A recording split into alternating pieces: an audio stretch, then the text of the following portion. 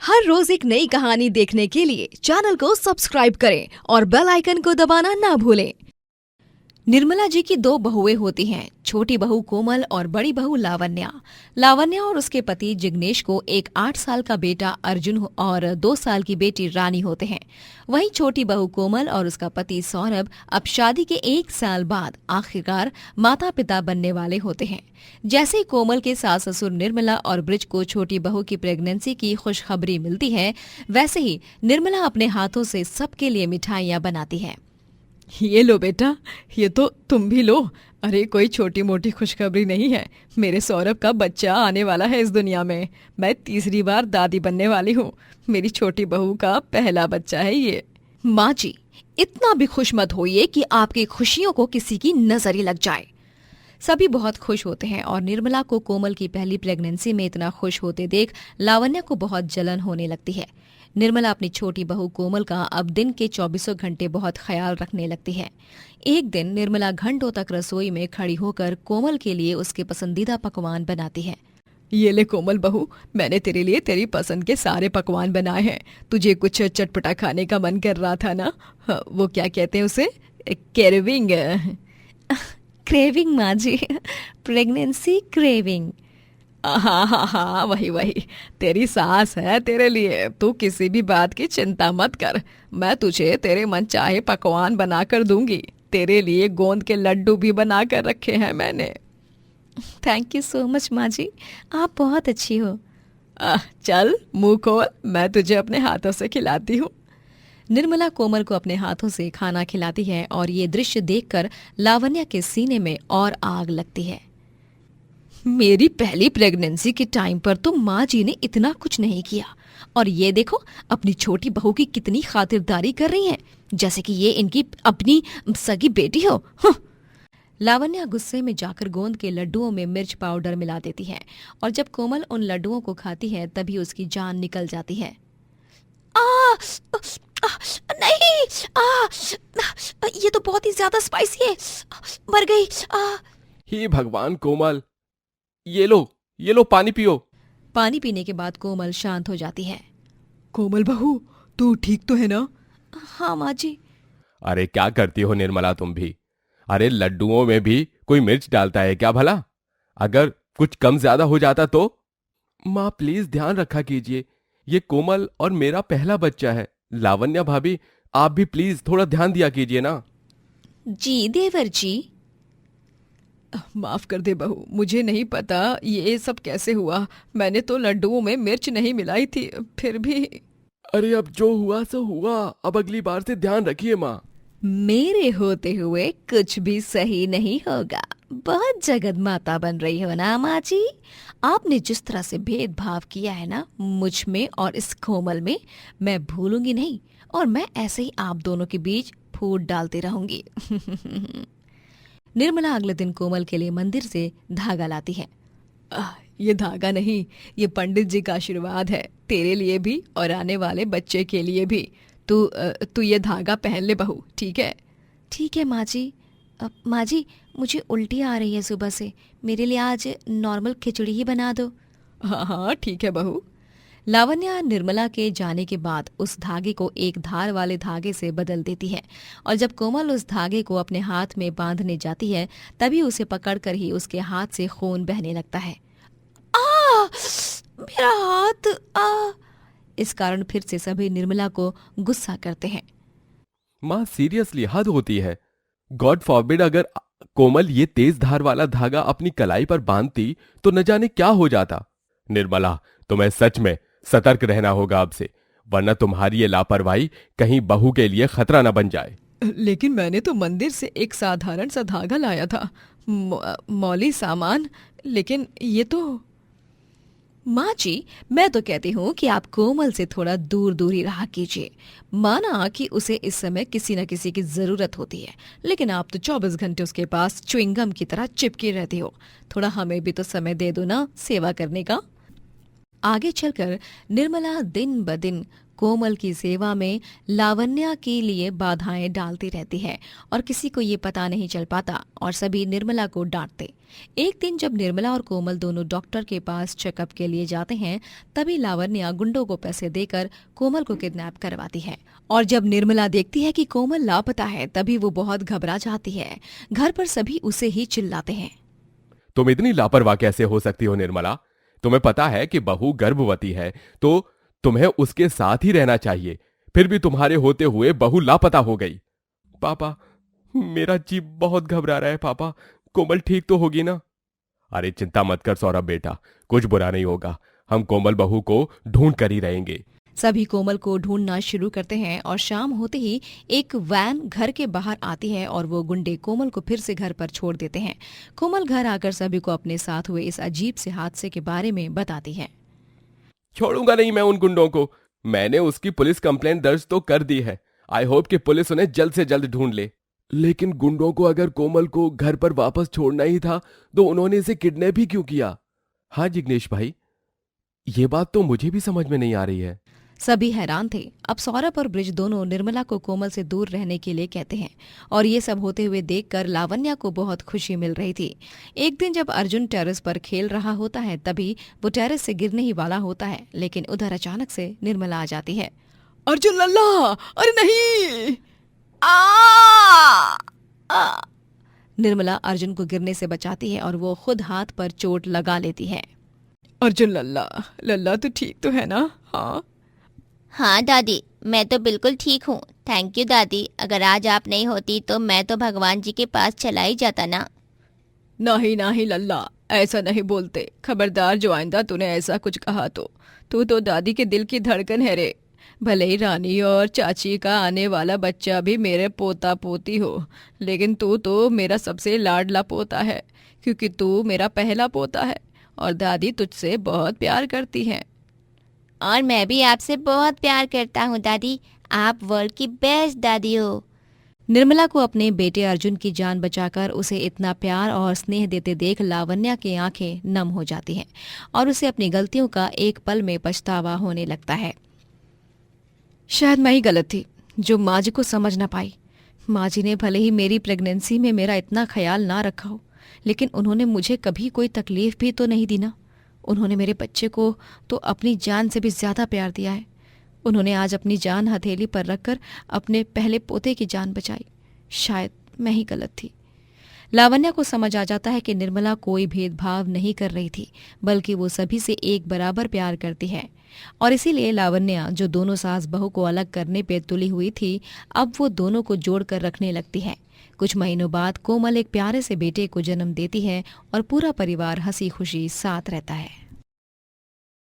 प्रीतमपुर कहकर एक गांव में अक्षत और मुकुंद नामक दो भाई रहते थे। उन दोनों के बूढ़े पिता प्रेमचंद एक दिन अपनी जीप चला रहे थे, तभी उस जीप का टायर पंक्चर हो जाता है और उनका एक्सीडेंट हो जाता है, जिसमें उनकी मौत हो जाती है। प्रेमचंद की मौत के बाद मुकुंद और उसकी बीवी अमृता बहुत टूट चुके थे, लेकिन प्रेमचंद के बड़े बेटे अक्षत और उसकी बीवी शालिनी की आंखों में से एक आंसू नहीं निकलता है। पापा, पापा, ये क्या हो गया आपको? जीप सही सलामत थी, इसीलिए उसे प्रेमचंद की आखिरी निशानी के तौर पर मुकुंद अपने घर के आंगन में रख लेता है, लेकिन अक्षत और शालिनी अपने छोटे बेटे राजू को लेकर शहर के लिए निकल रहे होते हैं। जेठानी जी, जेठ जी, पापा जी को गए 2 दिन भी नहीं हुए हैं और ऐसे में आप दोनों यूं अचानक से शहर जाने का फैसला? अमृता, अब पापा जी की उम्र हो चुकी थी और गए तो गए, अब क्या पूरी जिंदगी बस दहाड़े मारते हुए रोते बैठना है क्या? और सुन लो मुकुंद, मैंने पापा जी की सारी जायदाद अपने और शालिनी के नाम कर ली है, तुम दोनों अपना देख लो। लेकिन अक्षत भैया, ये आप क्या कह रहे हो? मुझे जायदाद का कोई लालच नहीं है, लेकिन आप कम से कम थोड़े और दिन रुक जाते। पापा को गए हुए ठीक से 2 दिन भी नहीं हुए हैं और आपने। ओ देवर जी, ज्यादा बकवास मत करो, हम लोग आपकी तरह इमोशनल फूल्स नहीं हैं। चलो अक्षत, हमारी ट्रेन कहीं छूट ना जाए। शालिनी और अक्षत राजू के साथ शहर के लिए निकल जाते हैं। उन दोनों ने जायदाद का पूरा हिस्सा अपने नाम कर लिया था और अब मुकुंद और अमृता के पास कुछ भी नहीं बचा था। मुकुंद और अमृता अपनी छोटी बेटी तारा के साथ गांव में ही रहने लगते हैं। मुकुंद एक मजदूर था और वो अगले दिन से ही काम पर फिर से जाने लगता है। लेकिन 3 से 4 दिनों की छुट्टी लेने के कारण उसका बॉस उसे काम से निकाल देता है, जिसके बाद बेचारा मुकुंद घर पर ही बैठा रहता है बिना किसी काम धाम के।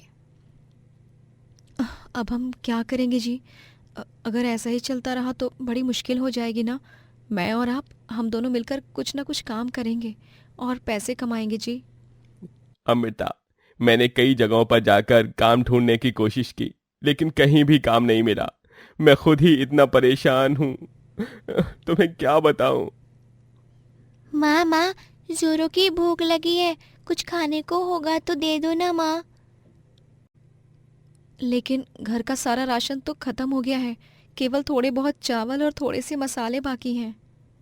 कोई बात नहीं, मैं मसाला चावल बनाता हूँ जो मेरी तारू को बिल्कुल तीखे नहीं लगेंगे और बहुत यमी यमी लगेंगे। मुकुंद बहुत ही स्वादिष्ट खाना बनाया करता था। वो रसोई में जाकर स्वादिष्ट मसाला चावल बनाता है जो तारा और अमृता को बहुत पसंद आते हैं।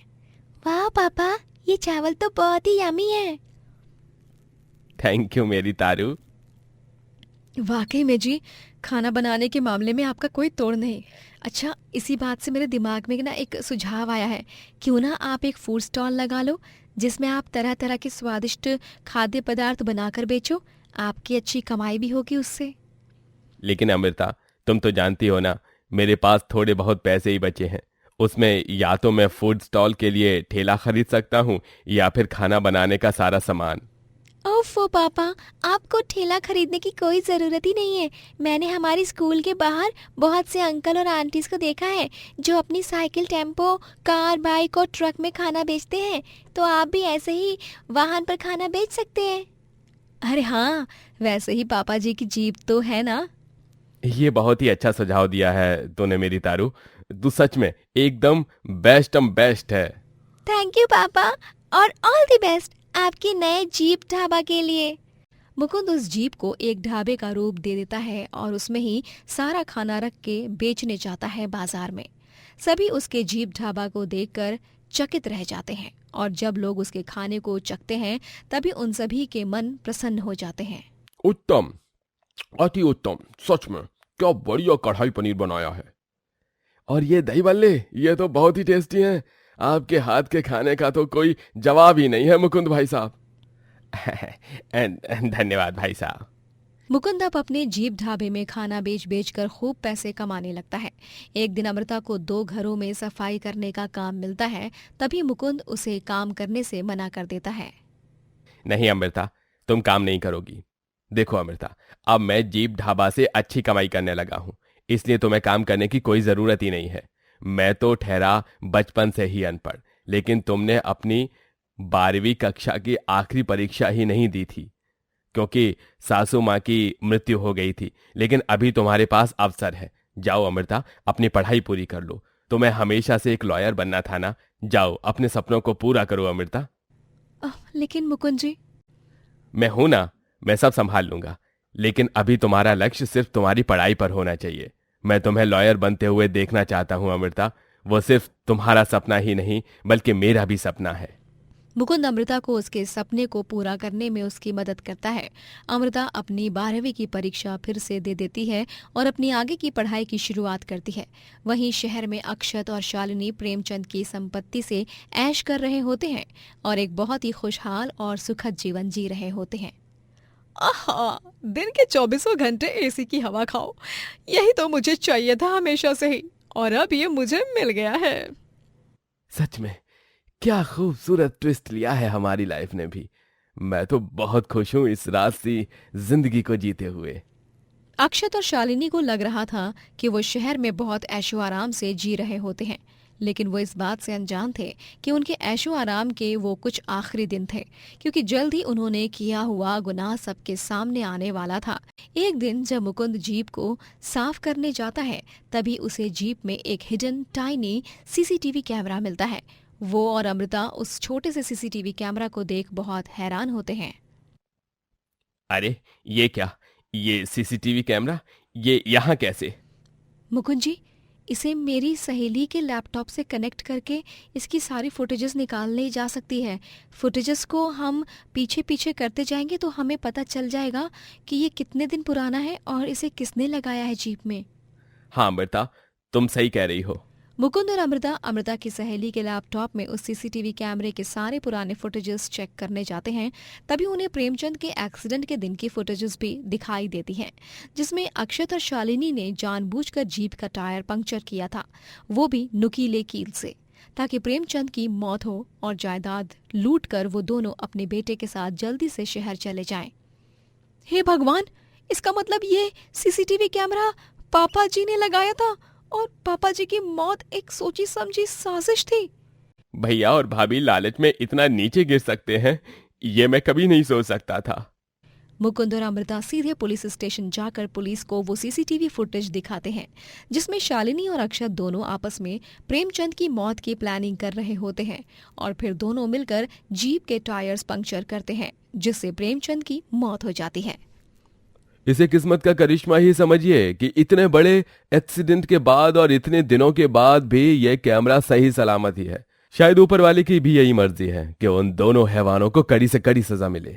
पुलिस शहर जाकर अक्षत और शालिनी को गिरफ्तार करते हैं और मुकुंद अपने जीप ढाबे से ढेरों पैसे कमाकर एक बड़ा रेस्टोरेंट ओपन करता है और अमृता भी अपनी पढ़ाई पूरी करके लॉयर बन जाती है। दोस्तों, अगर आपको ये कहानी पसंद आई तो लाइक करें, शेयर करें और कमेंट करके बताएं कि कहानी में आपको सबसे अच्छा क्या लगा।